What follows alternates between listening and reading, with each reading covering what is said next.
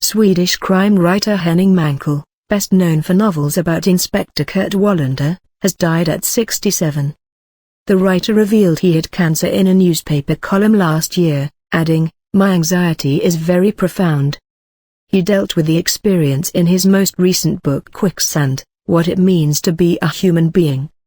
His best-selling mystery novels, which follow policeman Kurt Wallander through Sweden and Mozambique, were turned into a TV drama starring Kenneth Branagh. The original, Swedish version of the drama starred Krister Henriksson in the title role, and was screened in the UK on BBC4. Born in February 1948, Mankell wrote dozens of plays, novels, children's books and screenplays. But it was for his Wallander series that he was most renowned. The rumpled and gloomy detective got his name when Mankell ran his finger through a telephone directory, but went on to sell more than 40 million books. More popular. Wallander first appeared in 1989's Faceless Killers, investigating a murder in which the only clue is that the perpetrators appear to have been foreigners.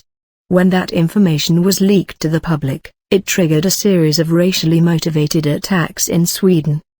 At first, the author was unaware he had created a recurring character, but then I realized after 2 or 3 novels that I had this instrument who could be useful.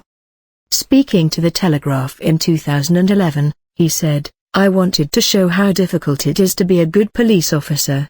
But after, I think, the 3rd novel, I spoke to this friend of mine and asked what sort of disease I could give him. Without hesitating, she said, diabetes. So I gave him diabetes and that made him more popular." I mean, you could never imagine James Bond giving himself a shot of insulin, but with Wallander it seemed perfectly natural. Mankell divided his time between Sweden and Mozambique, where he ran a theatre company and devoted time to the fight against AIDS.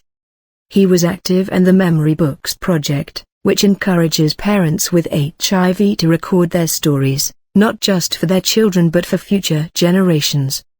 Shortly after New Year 2014, the author went to see an orthopedic surgeon in Stockholm with what he assumed was a slipped disc. But tests revealed a tumor in his lung, another in his neck, and evidence the cancer had spread throughout his body. "It was a catastrophe for me," he told U.S. radio station NPR last year. "Everything that was normal to me up to that point was gone all of a sudden. No one had died of cancer in my family.